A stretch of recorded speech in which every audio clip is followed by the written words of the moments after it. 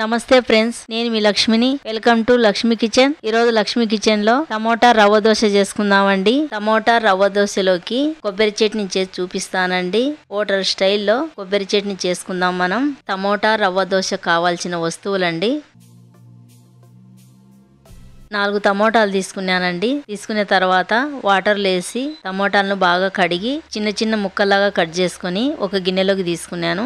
Mixie గిన్నె తీసుకున్నాం. Cut చేసుకున్న టమోటాలు మిక్సీ గిన్నెలో వేసుకున్నాం.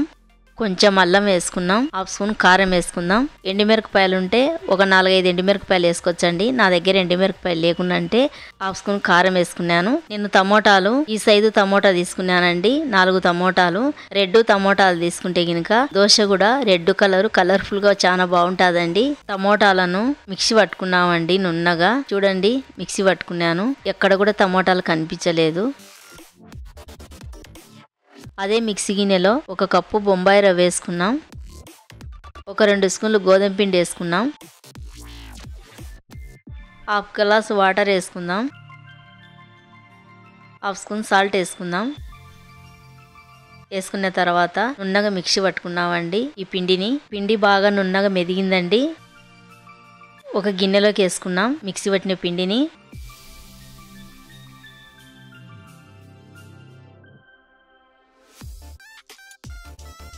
వేసుకున్న తర్వాత కొన్ని వాటర్ వేసుకొని పిండిని బాగా కలుపుకున్నాం.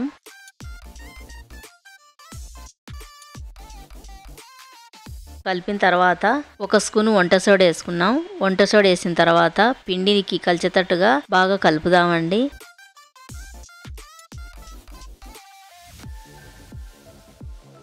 కలిపినాక మూత పెట్టుకొని ఒక అర్ధగంట సేపు నానబెట్టుకున్నాం. మధ్యలో మనం చట్నీ చేసుకుందామండి. కొబ్బరి చట్నీ. పిండి నానే లోపల కొబ్బరి చట్నీ కావాల్సిన వస్తువులండి. మిక్సీ గిన్నె తీసుకున్నాం. 1 కప్పు పచ్చి కొబ్బరి వేసుకుందామండి. 3 పచ్చిమిరపకాయలు తీసుకొని తుంచుకొని వేసుకున్నాం.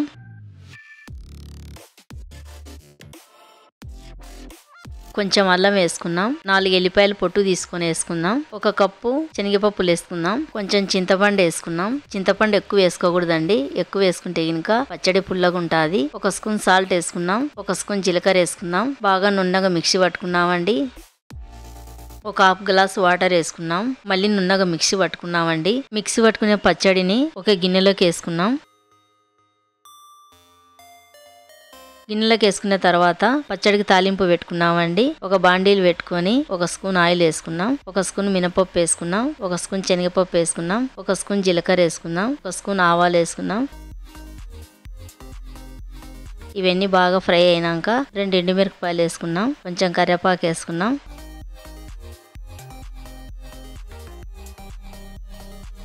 తాలింపు బాగా ఫ్రై అయిందండి. తాలింపు తీసుకొని కొబ్బరి పచ్చడిలో వేసుకున్నాం.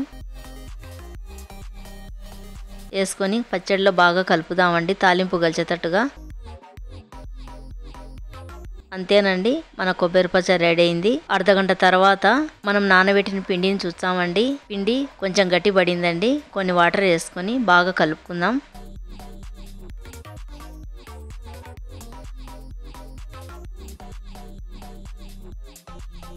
ఇప్పుడు మనం రవ్వ దోశ వేసుకుందామండి. ముందుగా గ్యాస్ ఆన్ చేసుకున్నాం. ఆన్ చేసుకున్న తర్వాత దోశ పెన్నం పెట్టుకున్నామండి. దోశ పెన్నానికి కొంచెం ఆయిల్ వేసుకొని ఒక పేపర్ తీసుకొని పెన్నానికి అంతా బాగా పట్టించామండి. పట్టించిన తర్వాత పెన్నం వేడెక్కినాక కొన్ని నీళ్లు చల్లుకొని మళ్ళీ ఒకసారి పిండిని బాగా కలిపి 1 కప్పు తీసుకొని దోశ పెన్నం మీద వేసుకున్నాం. పెన్నానికంతా నిదానంగా దోశ వేసుకున్నామండి.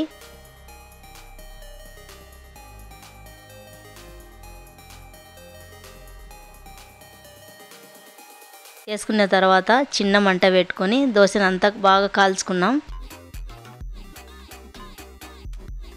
దోశ అంతా కాలిన తర్వాత 1 స్పూన్ ఆయిల్ తీసుకొని దోశకంతా ఆయిల్ వేసుకున్నామండి. ఈ దోశను నిదానంగా కాల్చుకున్నామండి. రవ్వ దోశ కదా, లేటుగా కాలుతాది. మనం మంట ఎక్కువ పెంచుకుంటే కనుక దోశ మాడిపోతాదండి. నిదానంగా కాల్చుకుంటే దోశ కరకరలాడుతాదండి. ఇక్కడ దోశ నాకు బాగా కాలిందండి. ఒక ప్లేట్లోకి తీసుకుంటున్నాను.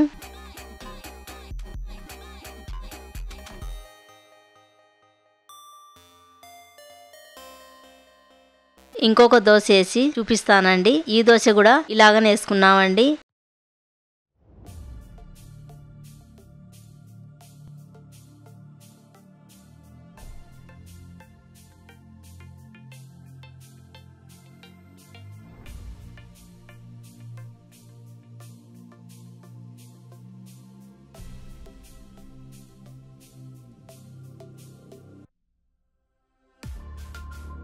అంతేనండి, మన టమోటా రవ్వ దోశ రెడీ అయిపోయింది. అలాగనే పచ్చి కొబ్బరి చట్నీ కూడా రెడీ అయిపోయిందండి. మన టమోటా రవ్వ దోశను టేస్ట్ చేద్దామండి.